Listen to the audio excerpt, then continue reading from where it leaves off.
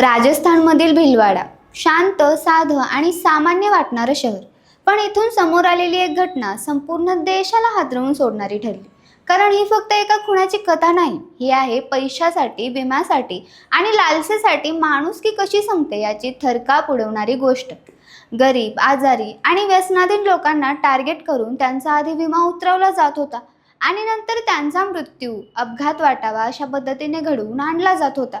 मृतदेहावर विजेचा शॉक दिल्यासारख्या खुणा तयार केल्या जात होत्या. शरीराची बोटं जाळली जात होती आणि त्यानंतर करोडांचा विमा क्लेम केला जात होता. पोलिसांनी उघड केलेल्या या रॅकेट मागची कहाणी इतकी भयानक आहे की ऐकताना अंगावर काटा येतो.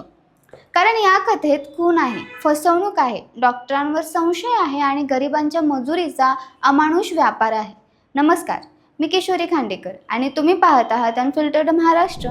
कल्पना करा, तुम्ही आर्थिकदृष्ट्या कमकुवत आहात, गंभीर आजाराने त्रस्त आहात आणि अचानक काही लोक तुमच्या मदतीला येतात. ते उपचार करून देण्याचं आश्वासन देतात, खर्च उचलण्याचं सांगतात, विश्वास जिंकतात आणि मग तुमच्या नावावर लाखोंचा विमा उतरवतात. तुम्हाला वाटते की आयुष्यात पहिल्यांदाच कुणीतरी मदतीसाठी उभं राहिलं आहे, पण प्रत्यक्षात ते तुमच्या मृत्यूची तयारी करत असतात. राजस्थान पोलिसांनी सांगितलेल्या माहितीनुसार ही टोळी खास करून अशाच लोकांना शोधत होती ज्यांना कुणीच विचारत नाही. गरीब, आजारी आणि व्यसनाच्या आहारी गेलेले लोक. कारण अशा लोकांच्या मृत्यूवर समाज फार प्रश्न विचारत नाही. या संपूर्ण प्रकरणाचा केंद्रबिंदू ठरला अहमदाबादचा 36 वर्षीय दीपक भाई. दीपक अत्यंत गरीब परिस्थितीत जगत होता. तो गंभीर आजारी होता आणि उपचारासाठी संघर्ष करत होता. त्याच्या कुटुंबाची आर्थिक अवस्था इतकी वाईट होती की उपचार करणेही कठीण होत होतं. अशावेळी काही लोक त्याच्या आयुष्यात आले. त्यांनी स्वतःला मित्र म्हणून दाखवलं, मदत करण्याचं आश्वासन दिलं, उपचार करून देऊ असं सांगितलं आणि हळूहळू दीपकचा विश्वास संपादन केला. पण त्यामागे एक भयानक कट सुरू होता. पोलीस तपासानुसार आरोपींनी दीपकच्या नावावर तब्बल 83 लाख रुपयांचा विमा पॉलिसी घेतला होता. एवढा मोठ्या रकमेचा विमा एका गरीब आणि आजारी व्यक्तीच्या नावावर काढण्यात आला होता. हेच पोलिसांच्या दृष्टीने मोठं संशयाचं कारण ठरलं. कारण सामान्य परिस्थितीत इतक्या मोठ्या विमा पॉलिसी घेतल्या जात नाही. विशेष म्हणजे आरोपींना आधीच माहीत होतं की दीपकची तब्येत अत्यंत गंभीर आहे आणि तो जास्त काळ जिवंत राहणार नाही. याच माहितीचा फायदा घेऊन त्याने मृत्यूचं संपूर्ण षडयंत्र रचलं. दीपकला गुजरातमधून राजस्थानमध्ये आणण्यात आलं. भिलवड्यातील मालोला गावात एका भाड्याच्या घरात त्याला ठेवण्यात आलं. पोलिसांच्या माहितीनुसार तिथे त्याला मोठ्या प्रमाणात दारू पाजली जात होती. त्याला वसनाच्या अधिक खोल गर्तेत ढकललं जात होतं. कारण आरोपींना माहीत होतं की अशा परिस्थितीत मृत्यू झाला तर कुणालाही फारसा संशय येणार नाही. या दरम्यान दीपकची प्रकृती आणखी बिघडत गेली आणि अखेर त्याचा मृत्यू झाला. पण खरी भयानक गोष्ट मृत्यूनंतर सुरू झाली. आरोपींना माहीत होतं की नैसर्गिक मृत्यू झाल्यास विमाचे पैसे मिळणार नाहीत. त्यामुळे त्याने दीपकच्या मृत्यूला अपघाती मृत्यू दाखवण्याचा प्लॅन आखला. पोलिसांनी दिलेल्या माहितीनुसार मृत्यूनंतर दीपकच्या हाताची बोटं आणि पायाचे अंगठे माचीसच्या काड्यांनी जाळण्यात आले. शरीरावर विजेचा धक्का बसल्यासारख्या खुणा तयार करण्यात आल्या. काही रिपोर्ट्सनुसार मृतदेहावर ECG इलेक्ट्रोड सारख्या खुणाही दिसल्या. हे सर्व इतक्या थंड डोक्याने करण्यात आलं की एखाद्या क्राईम थ्रिलर चित्रपटालाही लाजवेल. यानंतर आरोपी मृतदेह घेऊन भिलवड्यातील मांडल हॉस्पिटलमध्ये पोहोचले. तिथे त्यांनी डॉक्टरांना सांगितलं की दीपकचा मृत्यू विजेचा शॉक लागून झाला आहे. पण इथेच त्यांच्या प्लॅनमध्ये पहिली मोठी चूक झाली. कारण हॉस्पिटलमध्ये डॉक्टरांना शरीरावरील जखमा नैसर्गिक वाटल्या नाहीत. विजेचा धक्का बसल्यावर जशा खुणा दिसतात तशा त्या नव्हत्या. शरीरावरील जळलेल्या खुणा कृत्रिम वाटत होत्या. डॉक्टरांना संशय आला आणि त्यांनी तात्काळ पोलिसांना माहिती दिली. हाच तो क्षण होता ज्यामुळे संपूर्ण रॅकेट उघडकीस आलं. पोलिसांना माहिती मिळताच आरोपी घाबरले. पोलीस येण्यापूर्वीच ते हॉस्पिटलमधून पळून जाण्याचा प्रयत्न करू लागले. पण भिलवाडा SP धर्मेंद्र सिंह यांच्या नेतृत्वाखाली पोलीस पथकाने तातडीने तपास सुरू केला. मोबाईल लोकेशन, कॉल डिटेल्स आणि तांत्रिक तपासाच्या आधारे आरोपींचा माग काढण्यात आला. अखेर गंगगाळ टोल नाक्यावरून 3 आरोपींना अटक करण्यात आली, तर एक आरोपी फरार असल्याचं समोर आलं. या प्रकरणात अटक करण्यात आलेल्या आरोपींची नावं विश्वास सूरज, भिकाभाई आणि डालू गडरी अशी सांगितली गेली. तर राकेश सांसी नावाचा आरोपी फरार असल्याचं पोलिसांनी सांगितलं. चौकशीतून समोर आलेली माहिती आणखी धक्कादायक होती. कारण पोलिसांना संशय आला की ही फक्त एक घटना नाही, तर अशा अनेक विमा फसवणुकीचे प्रकार या टोळीने आधीही केले असावेत. तपास जसजसा पुढे गेला तसतसे या प्रकरणाचं भयावह स्वरूप समोर येऊ लागलं. पोलिसांच्या माहितीनुसार आरोपी गरीब आणि गंभीर आजारी लोकांना शोधत होते.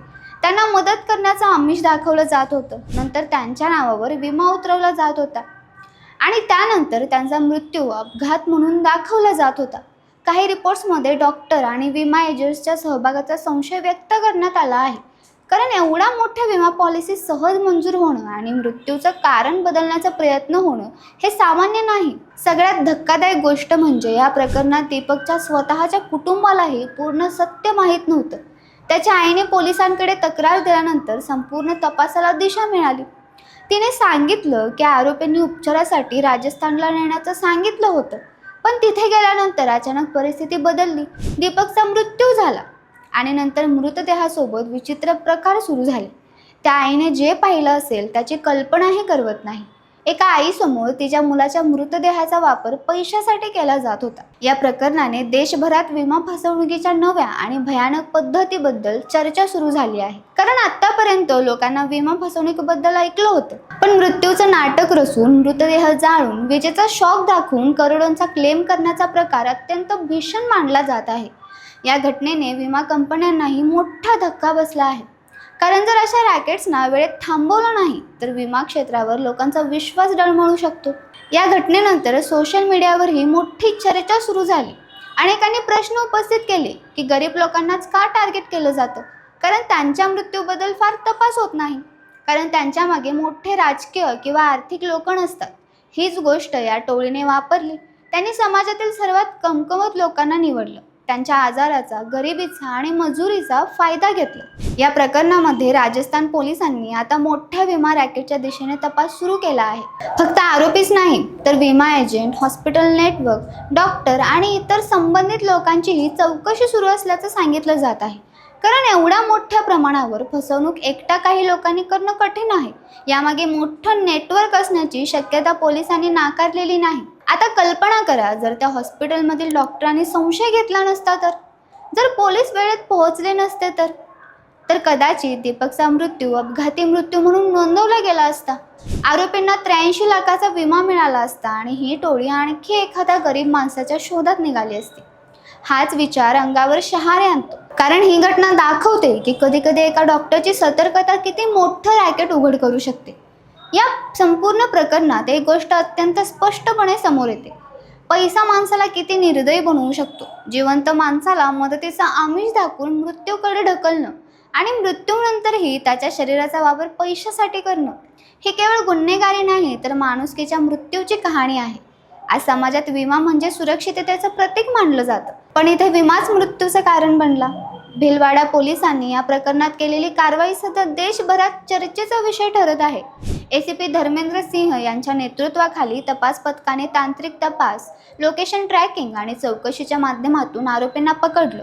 पण आता सर्वात मोठा प्रश्न असा आहे की या रॅकेट मागे अजून किती लोक आहेत, किती गरीब लोक आधीच्या टोळीचे बळी ठरले आहेत आणि अजून किती प्रकरणं अपघाती मृत्यू म्हणून दडवली गेली असतील. ही घटना फक्त राजस्थानपुरती मर्यादित नाही, कारण देशभरात विमा फसवणुकीचे वेगवेगळे प्रकार समोर येत असतात. काही दिवसांपूर्वीच इंटरनेटवर आणि सोशल मीडियावर बनावट विमा कॉल सेंटरबद्दल चर्चा सुरू होती. लोकांना खोट्या पॉलिसी, खोटे क्लेम आणि फसव्या योजनांमध्ये अडकवलं जात होतं.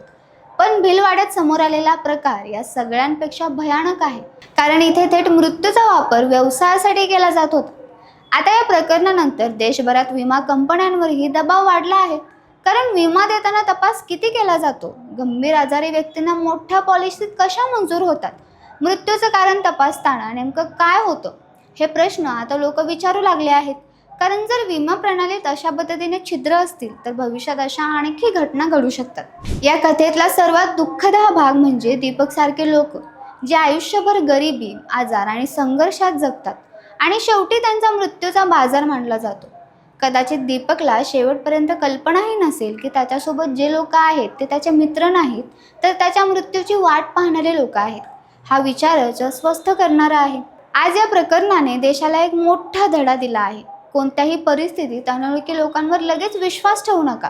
आर्थिक मदतीच्या नावाखाली, उपचाराच्या नावाखाली किंवा विम्याच्या नावाखाली होणाऱ्या व्यवहारांची पूर्ण माहिती घ्या. कारण गुन्हेगार आता फक्त चोरी किंवा दरोडे घालत नाही, ते माणसांच्या विश्वासाचा वापर करत आहेत. आणि काही वेळा त्यांच्या मृत्यूचाही.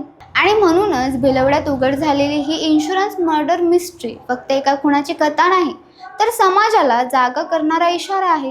गरिबांच्या मजुरीवर उभा राहिलेला हा मृत्यूचा व्यापार आता देशभरात चर्चेचा विषय बनला आहे.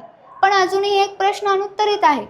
दीपक हा या रॅकेटचा पहिला बळी होता की फक्त एक नाव ज्यामुळे संपूर्ण जाळं उघड झालं?